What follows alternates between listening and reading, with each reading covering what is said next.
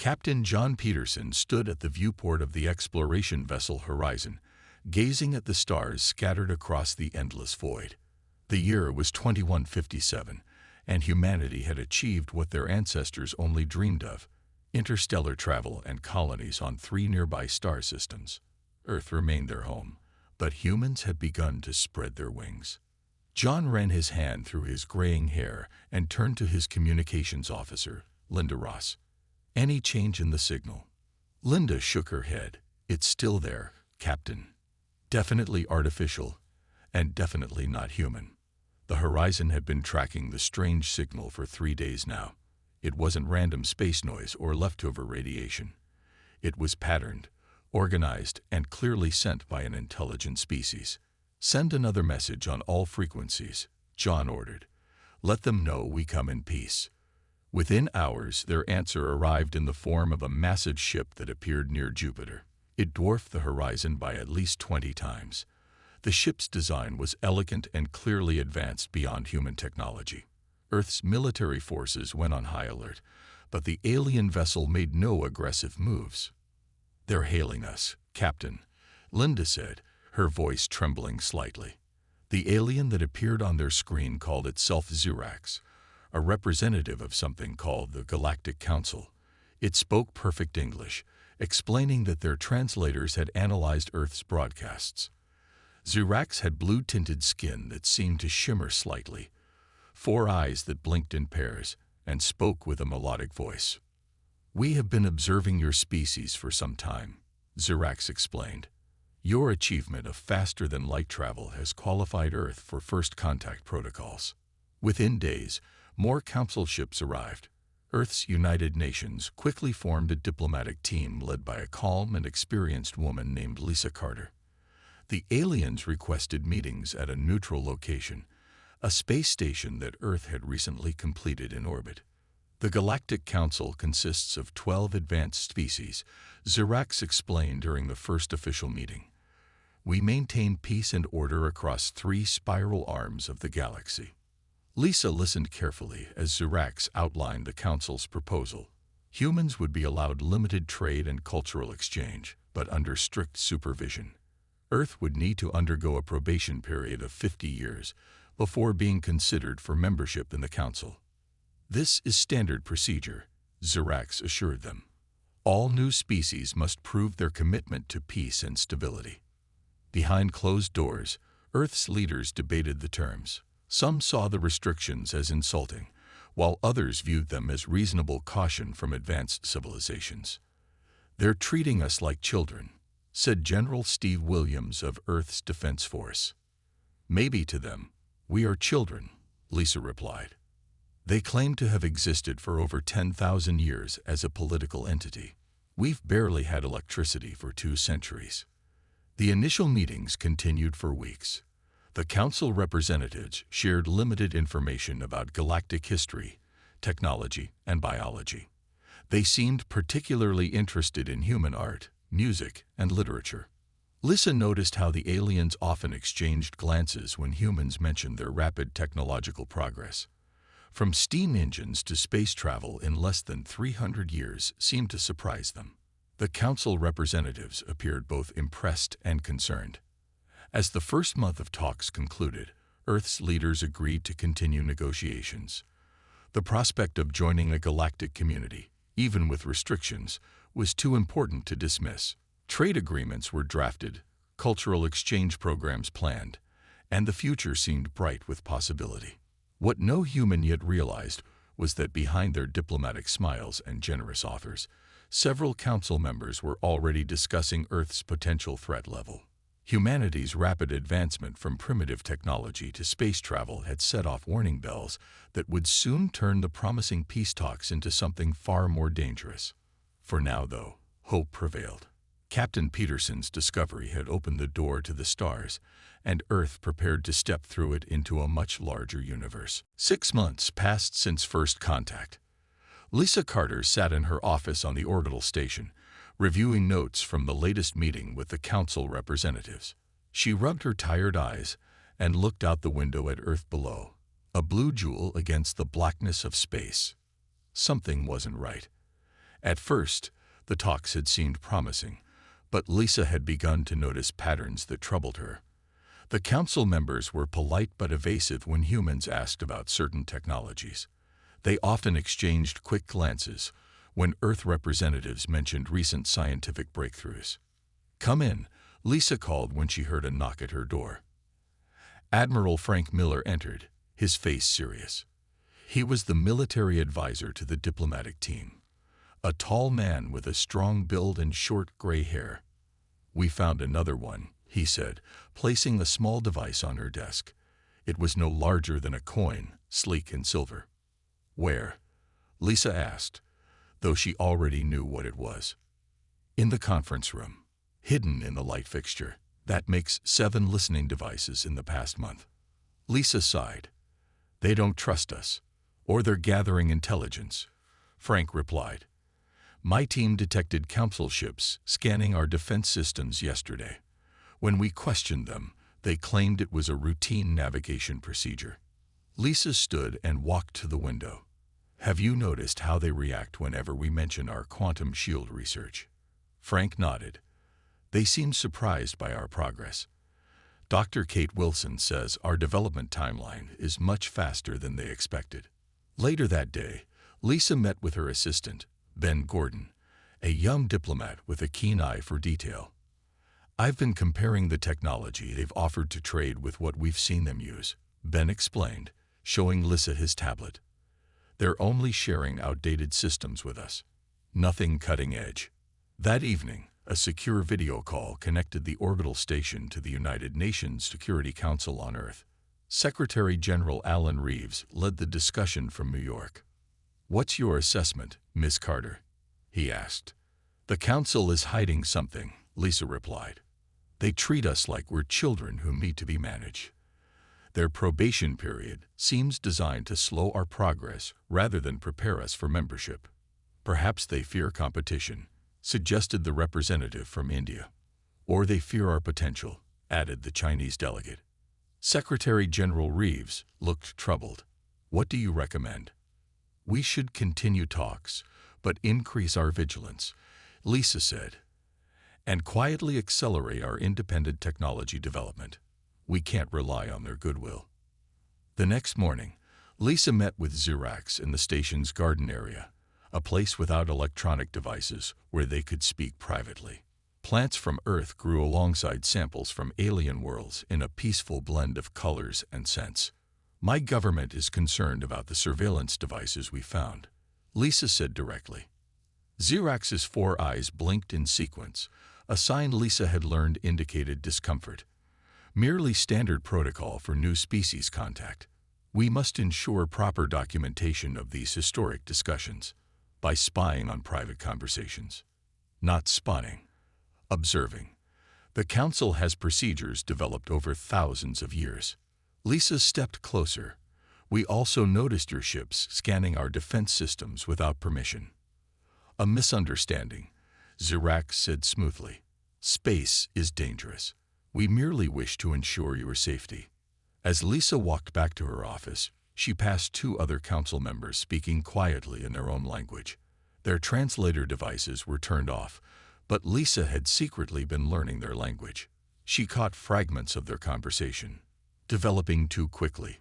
Potentially dangerous if not contained. Council vote next week on the human question." Lisa kept walking, her face neutral, but her mind racing. What human question would the Council be voting on? And why did they use the word contained when discussing Earth? The peace talks were beginning to feel less like a welcoming and more like a trap. Lisa could not shake the uneasy feeling that followed her after overhearing the council members.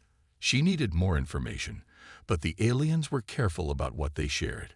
Her chance came unexpectedly during a cultural exchange event on the station.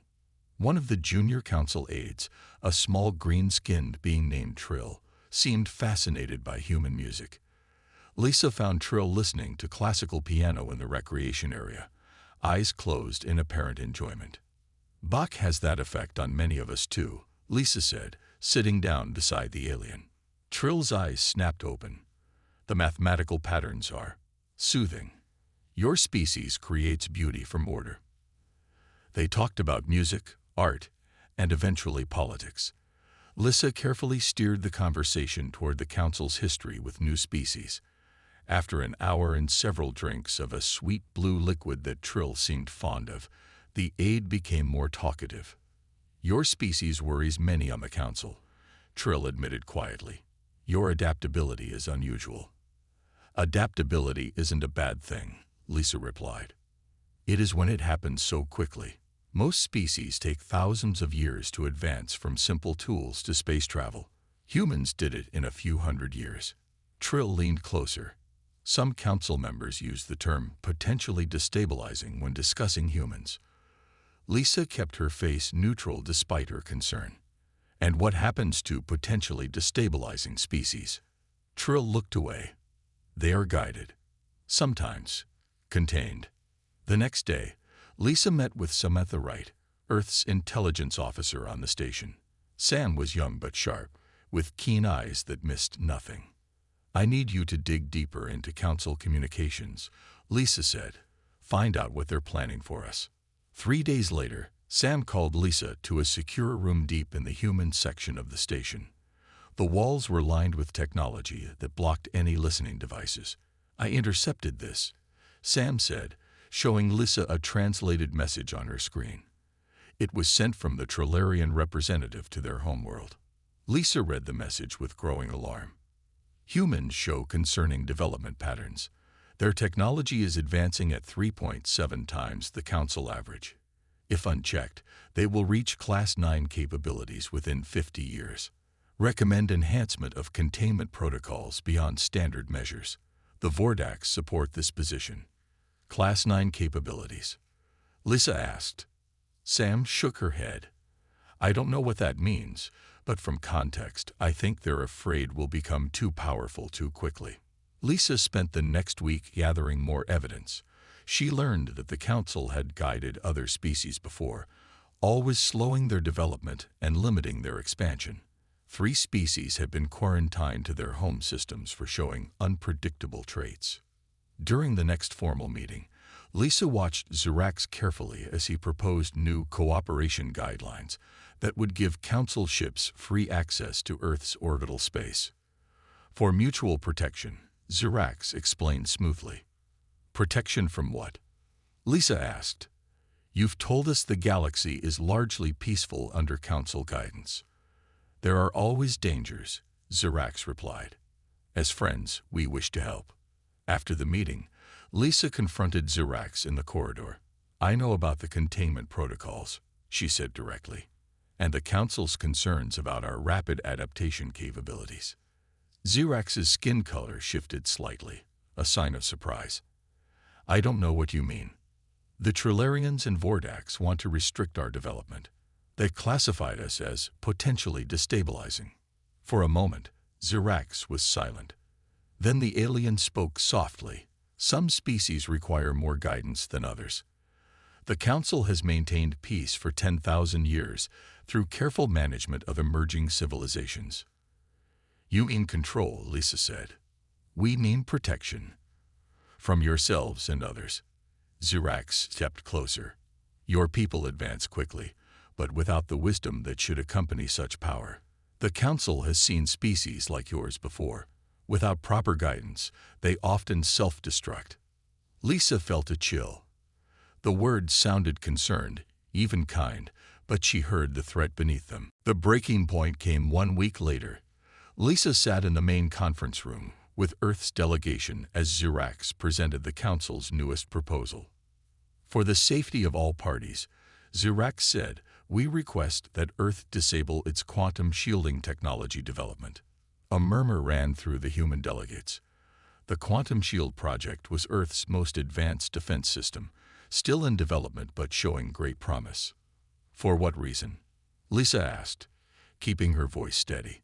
"Such technology could destabilize regional security," replied Zirax.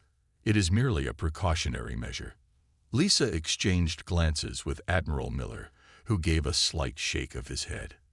They had expected something like this, but not so soon. "We will need to discuss this with our government," Lissa said, ending the meeting early. Back on Earth, The United Nations Security Council gathered in an emergency session. Video feeds showed delegates from every major nation, along with key scientists and military leaders. Secretary General Alan Reeves led the meeting from a large desk at the center.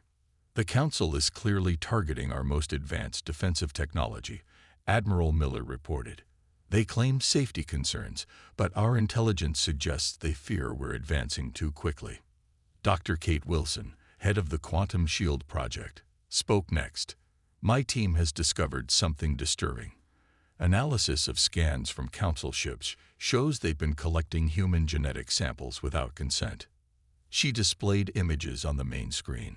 They've been studying our DNA extensively. We found evidence in their data streams. Why would they do this? Asked the French representative. To understand our adaptation abilities, replied Dr. Wilson. From what we've pieced together, humans evolve and adapt faster than most species they've encountered. Lisa stood up next. I've learned that the Council has quarantined other species they deemed unpredictable in the past. 3 civilizations are currently restricted to their home systems under Council supervision. They call it protection, but it's really imprisonment. Secretary General Reeves looked grave. What are our options? We can agree to their terms and hope for the best, Lisa said, or we can withdraw from these talks and chart our own path forward. If we withdraw, what will they do? Asked the Brazilian delegate. Admiral Miller answered, they might impose sanctions, restrict our access to space lanes, or worse. But if we stay, they'll slowly strip away our technological advantages and independence. Debate continued for hours. Some nations favored continuing negotiations, hoping to change the Council's approach over time. Others demanded immediate withdrawal. We did not come this far as a species to become pets, said the Kenyan representative forcefully. Finally, Secretary General Reeves called for a vote. The results appeared on the main screen. 76% in favor of withdrawing from peace talks. The decision is made, Reeves announced. We will inform the Council tomorrow.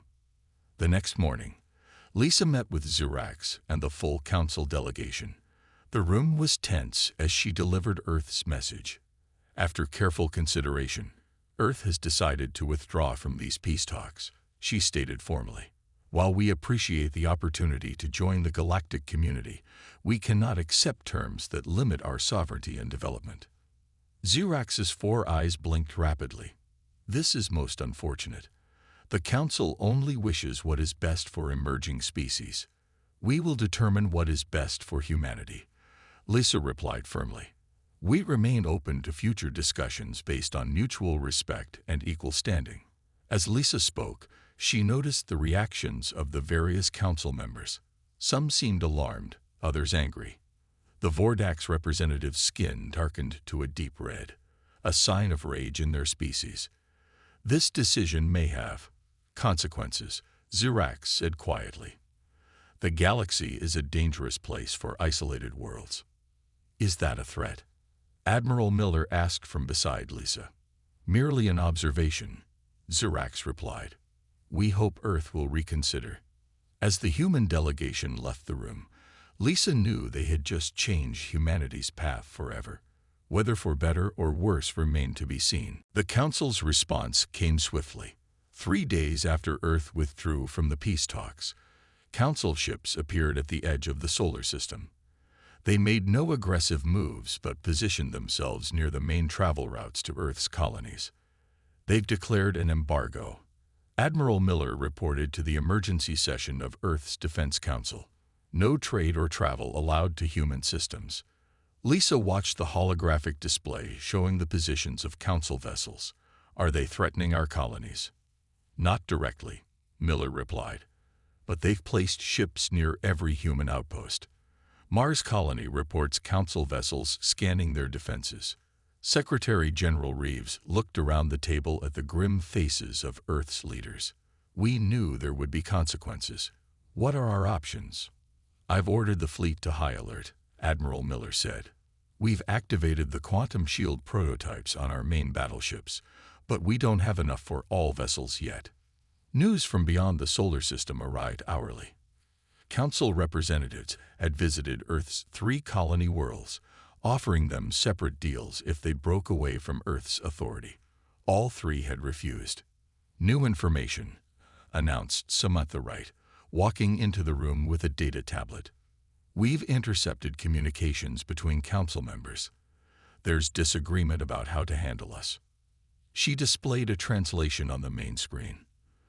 "The Vordax are pushing for military action to demonstrate consequences of defiance. 3 other council races oppose this approach." Lisa studied the information. "They're not as united as they want us to believe." Later that evening, Lisa received an unexpected message. It came through unofficial channels, encoded to avoid detection by council monitoring systems. The sender identified as male, representative of the Tellarites, one of the council's 12-member species. The message was brief. "Not all agree with council actions against Earth. 3 races wish separate contact. Proceed with caution." Lisa brought this to Secretary General Reeves immediately.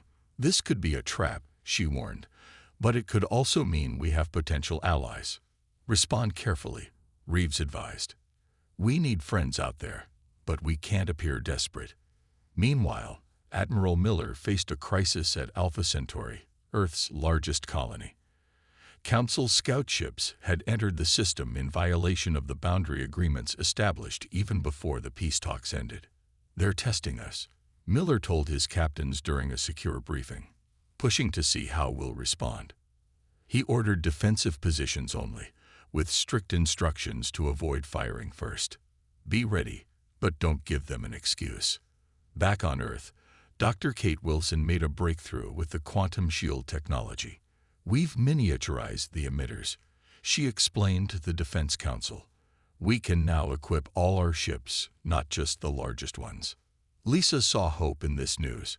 Earth might be outnumbered, but their technology was advancing faster than the Council expected. A week passed with tense standoffs near each human world. Then, unexpectedly, 3 Council ships broke formation near Mars colony. They approached Earth with communication arrays active. "They're requesting direct talks," Samantha reported, "but not with the full Council. These ships represent the Tellarites, Arcadians, and Novan races, the same 3 that opposed military action," Lisa noted. Secretary General Reeves considered this development. "Allow them to approach, but keep weapons ready." The message from the 3 ships was clear. "The Council majority opinion does not represent all members. We seek separate discussion with humans on matters of mutual benefit."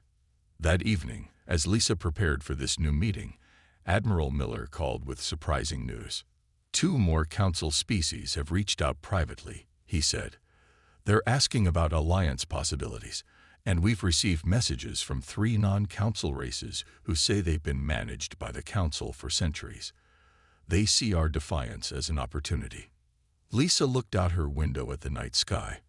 What had begun as Earth standing alone was becoming something much larger. "The Council made a miscalculation," she told Miller.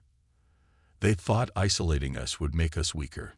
Instead, they've given us new allies." Captain Susan Hayes of the Earth vessel Defiance approached the meeting point with caution. Her ship was one of Earth's newest, equipped with the quantum shield technology that had so worried the Council. Behind her, a small fleet of human ships formed a protective screen. "They're here," said her first officer, Jack Nelson, as 3 alien ships appeared from a flash of light. The ships belonged to the Novans, refugees from Council space, who had reached out to Earth after the peace talks collapsed. Unlike most Council races, the Novans were physically similar to humans. 2 arms, 2 legs, though their skin had a purple tint and their eyes were larger. "Open a channel," Susan ordered. The face that appeared on the screen was that of Krell, leader of the Novan refugees. "Captain Hayes, thank you for meeting us. You said you had important information," Susan replied, getting straight to the point. "Yes, the Council is in disorder. Your defiance has caused a crack in their unity that has been growing for centuries." Krell's expression was hard to read, but his tone was eager. 3 more races have broken from Council control in the past week. Susan leaned forward. Are they willing to stand with us? They are. And more importantly, we bring technology the Council has kept from developing worlds. Krell held up a small crystal device. This contains plans for drive systems that will make your current ships twice as fast. Susan's crew exchanged excited glances, but she remained cautious. Why help us? For 500 years, my people were guided by the Council. They limited our colonies, restricted our research, all while claiming to protect us. Krell's voice grew bitter. Many species have similar stories. Your resistance has given us hope.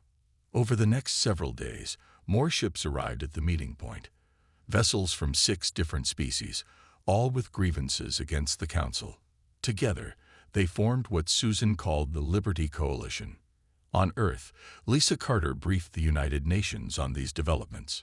The Novans have already shared technology that will improve our defense systems, she explained. The Arcadians offer medical knowledge beyond our current science.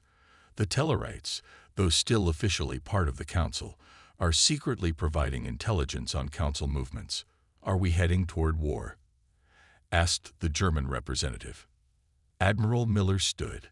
The Council is already divided. The Vordax faction pushes for immediate military action against Earth, while others argue for patience. This division gives us time to strengthen our position. Reports arrive daily of skirmishes at the edges of human space. Council ships loyal to the Vordax had fired on a human mining operation near Jupiter. Earth vessels had responded, forcing the attackers to retreat. The biggest surprise came when a massive Council warship, the Judgment of Light, appeared near Mars colony. Before Earth's defense fleet could engage, the ship transmitted a message. This is Commander Ilara of the Arcadian Defense Force. We have seized this vessel and stand with humanity against Council tyranny. Request permission to enter orbit for formal alliance discussions. News of the ship's capture spread quickly through Council space. More races began to question the Council's authority. The carefully maintained order of 10,000 years began to crumble. On a Council homeworld, Zurax met with the remaining loyal representatives. We must crush this rebellion immediately, insisted the Vordax leader, his skin dark red with anger. The humans have infected others with their defiance. Our military forces report unexpected defeats, replied another member. Human quantum shields make their smaller ships surprisingly resilient, and now they have allied technology as well. How could we have misjudged them so badly? Asked a third Council member. Zirax had no answer. The Council had encountered thousands of species over its long history. They had categorized, studied, and managed each one according to their potential threat level. But humans had defied their predictions at every turn. Earth's Liberty Coalition grew stronger daily. What had begun as humans standing alone against the Council was transforming into a galactic revolution that threatened to reshape the power structure of 3 spiral arms. Dr. Paul Grant worked tirelessly in his lab beneath the Rocky Mountains. Around him, a team of Earth's brightest scientists examined pieces of Council technology obtained from their new allies. The lab buzzed with activity as humans combined their rapid innovation with alien technical knowledge. "We've figured it out," Paul announced, looking up from a complex device captured from a Council ship. Their energy weapons all use the same frequency patterns. That's why our quantum shields work so well against them. Admiral Miller leaned over the workbench. "Can we improve the shields even more?" "Better than that," Paul replied with a smile. "We can adapt their own weapon designs to penetrate their defenses. They never expected anyone to turn their technology against them." Across the solar system and beyond, the Liberty Coalition continued to grow.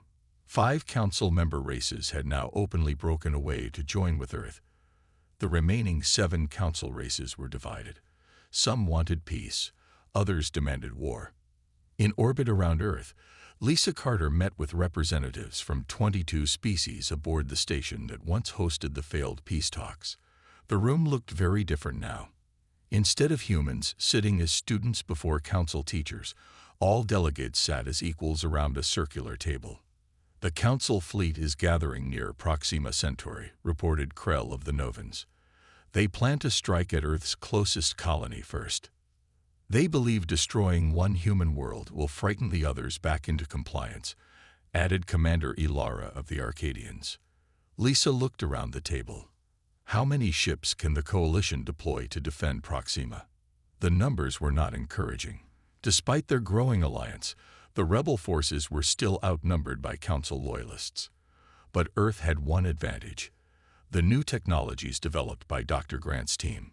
"We'll equip every Coalition ship with the modified quantum shields," Admiral Miller said, "and the new weapon systems that can penetrate Council defenses." 3 days later, the Council fleet arrived at Proxima Centauri. 47 massive warships against the Coalition's 31 smaller vessels. The battle began almost immediately. Admiral Miller commanded from the flagship Guardian. "Remember, stay in formation. Let them hit our shields first." The Council ships fired, expecting to destroy the Coalition's first line of defense. Instead, the modified shields held. The human and allied vessels returned fire with weapons specifically designed to counter Council technology. "Their shields are failing," reported Miller's tactical officer as the battle raged.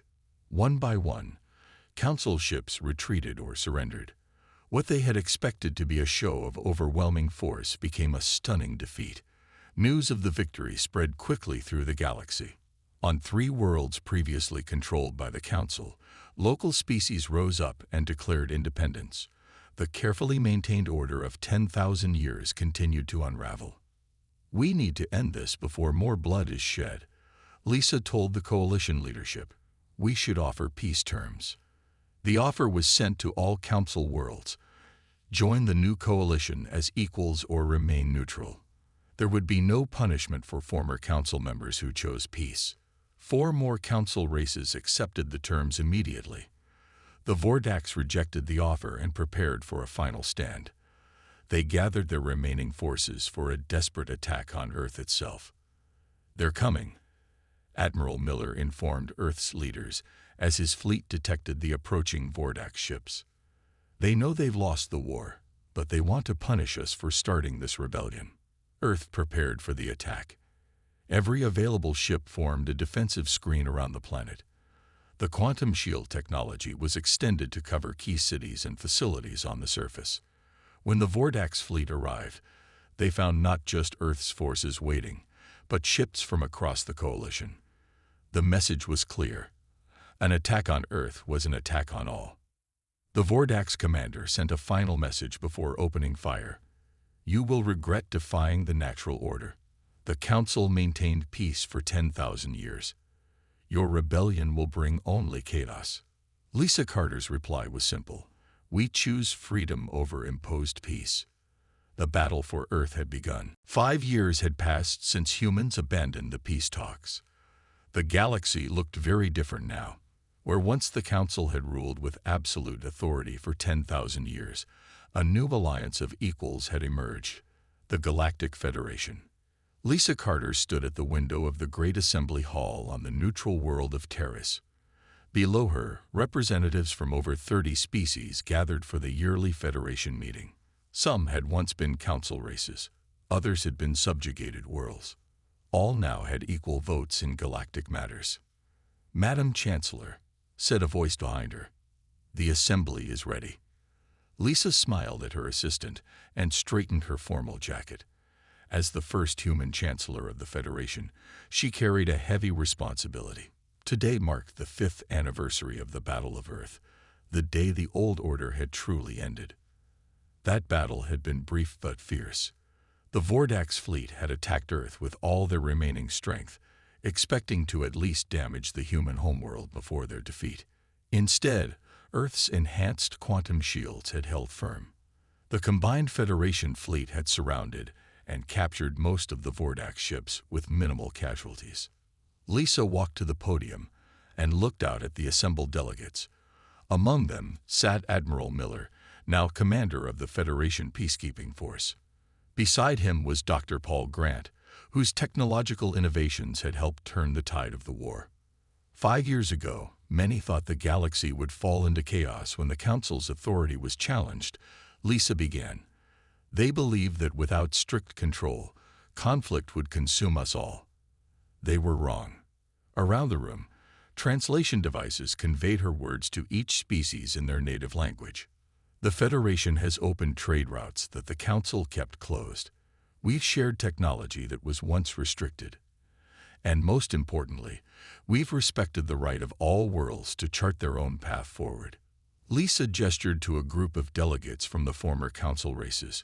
Even those who once opposed us have found a better way to live as equals rather than rulers.